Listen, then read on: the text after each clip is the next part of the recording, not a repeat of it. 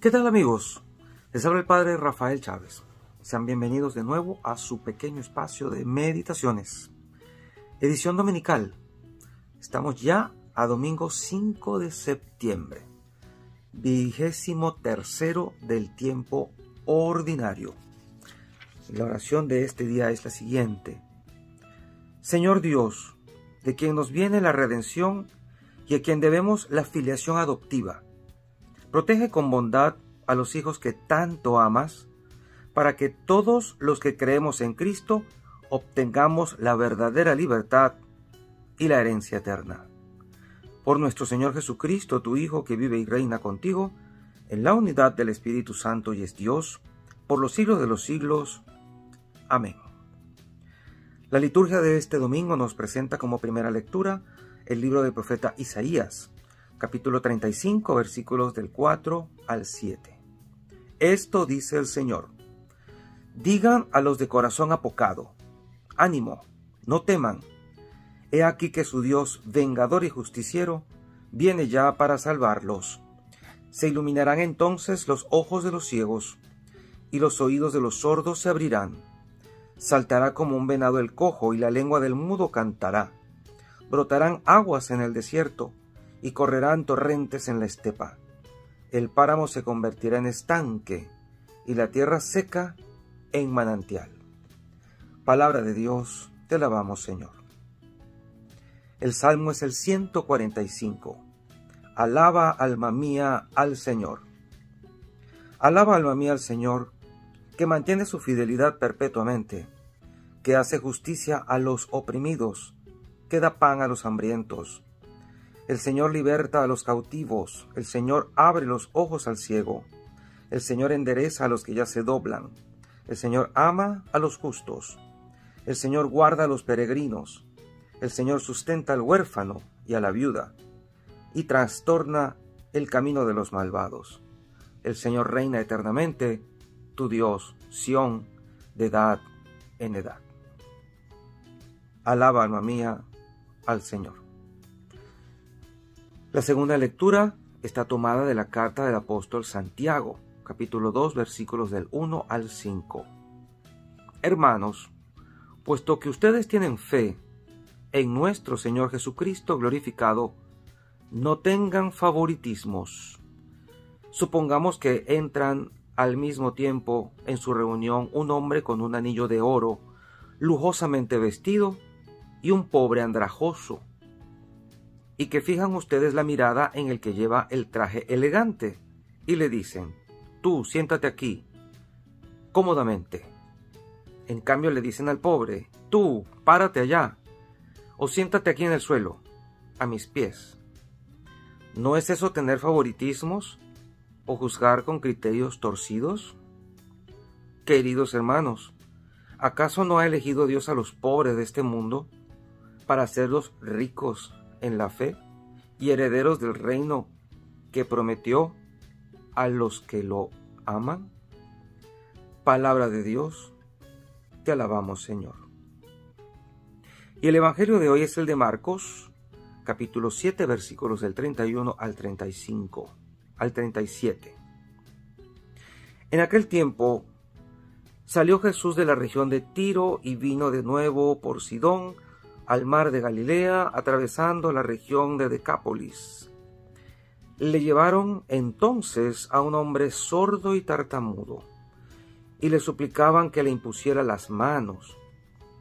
Él lo apartó a un lado de la gente, le metió los dedos en los oídos y le tocó la lengua con saliva.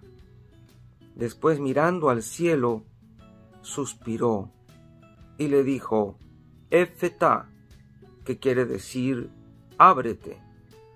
Al momento se le abrieron los oídos, se le soltó la traba de la lengua y empezó a hablar sin dificultad. Él les mandó que no lo dijeran a nadie, pero cuanto más se lo mandaba, ellos con más insistencia lo proclamaban. Y todos estaban asombrados y decían: ¡qué bien lo hace todo! Hace oír a los sordos y hablar a los mudos. Palabra del Señor, Gloria a ti, Señor Jesús. Qué liturgia tan bonita la de este domingo. El Evangelio de Marcos es como que la concreción de las promesas de Isaías. Cuando Isaías nos dice que vendrán estos tiempos en que se iluminarán los ojos de los ciegos y los oídos de los sordos se abrirán y la lengua del mudo cantará. ¿Acaso no es eso lo que está pasando en el Evangelio que hoy hemos leído? El Señor hace aquí un milagro sorprendente. Fijémonos que cuando Marcos dice, marca la trayectoria de Cristo, sale de la región de Tiro, viene de nuevo por Sidón al mar de Galilea, atravesando la región de Decápolis. Parece que el Señor no va a ninguna parte, no hay ningún lugar a donde se dirija, como que hace un rodeo. Y es posible que lo que el Señor haya querido hacer es simplemente andar, caminar, compartir con sus discípulos y hacer el bien a donde más pueda hacerlo, antes de que le llegue el momento de dar su vida. Por eso recorre las aldeas, recorre estos lugares, sin tener la prisa de llegar a un lugar específico. Y en esa trayectoria le llevan a un hombre sordo y tartamudo. Él no llegó solo, lo llevó la gente que lo conocía, quizás su familia o algunos amigos.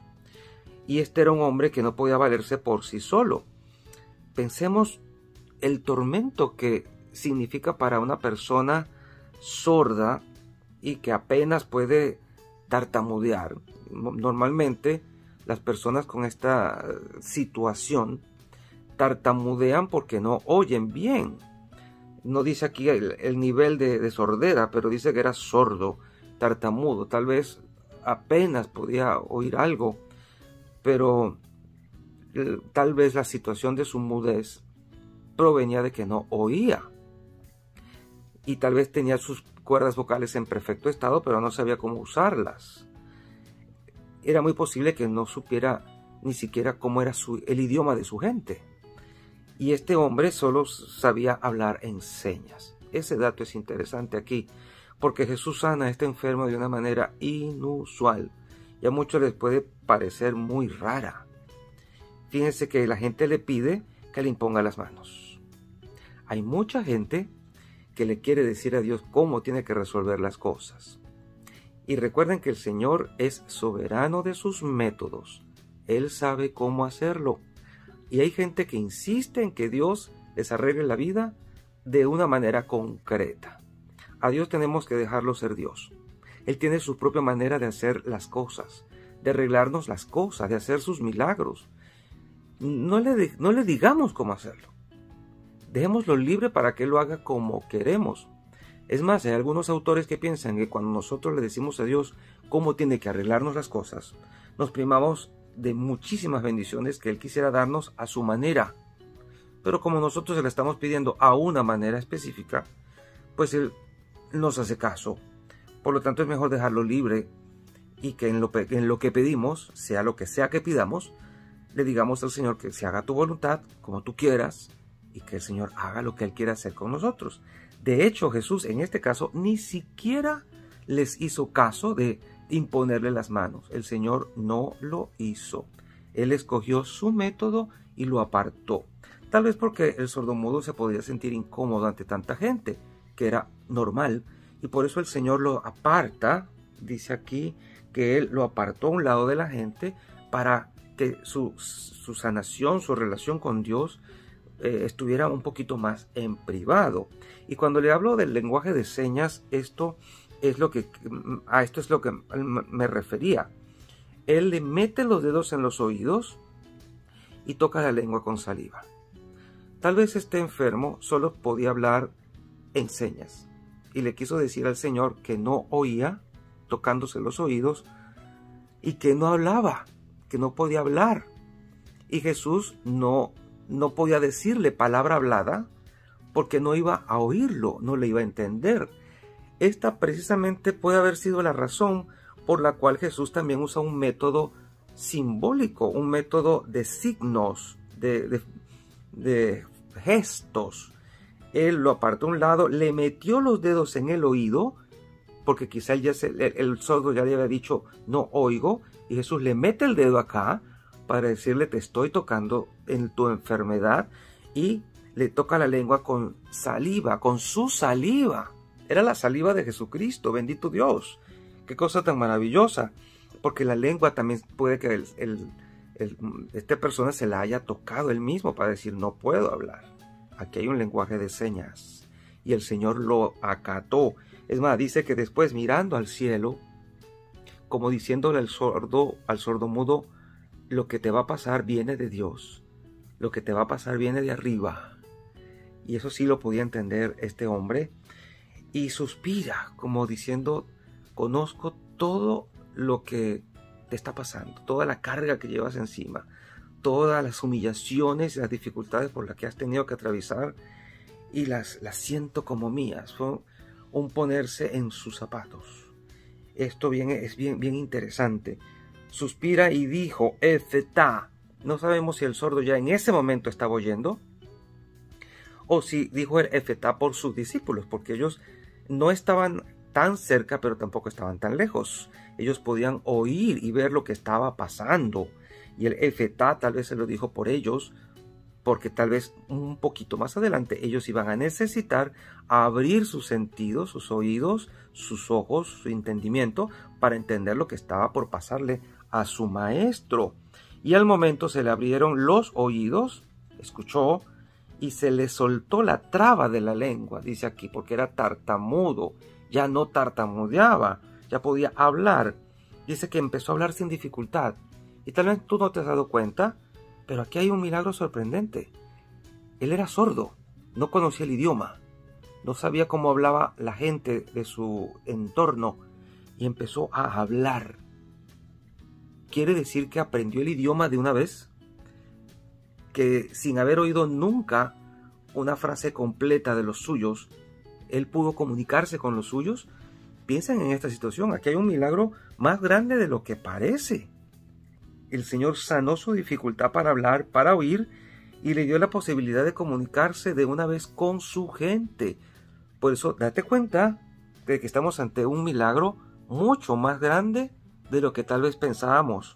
Y les mandó que no lo dijeran a nadie, pero cuanto más se lo mandaba, ellos con más insistencia lo proclamaban, y todos estaban asombrados y decían, ¡qué bien lo hace todo! Y así es Jesús, el todo lo hace bien. Qué bueno sería que de nosotros también pudieran decir, todo lo hace bien. Pero en la medida que nosotros vayamos imitando a Jesús, siguiendo a Jesús, cometeremos menos errores y haremos cosas mejor hechas. Y eso es lo que el Señor quiere de nosotros, que hagamos las cosas mejor hechas, con más amor hacia los demás. Esto forma parte de la gran cultura del encuentro de la cual nos habla el Papa Francisco, no la cultura del rechazo de la que ahora vivimos, que rechazan al enfermo, lo marginan, lo dejan a un lado, no lo toman en cuenta o quieren simplemente acortar su vida. Esto es cultura del encuentro, encontrarse con la gente frágil, con la gente que está en dificultad, que está en problema, y ayudarle a subir su nivel de vida, a que vivan mejor, a que tengan una vida más digna. Esto es lo que hace el Señor con nosotros.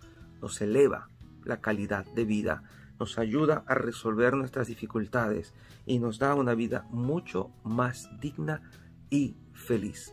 Así que abrámonos a la enorme misericordia de Dios, que quiere que para nosotros, como dice Isaías, broten aguas en el desierto, que corren estanques en la estepa, y que el páramo se convierta en un estanque y la tierra seca en un manantial. Eso lo dice por nuestra vida espiritual, que seamos un estanque que se llene del agua de Dios para que luego surta a los demás. Y la bendición de Dios Todopoderoso, Padre, Hijo y Espíritu Santo, descienda sobre cada uno de ustedes y les acompañe siempre. Y seguimos en contacto, si Dios lo permite, a través de este canal. Feliz domingo para todos. Chao, chao.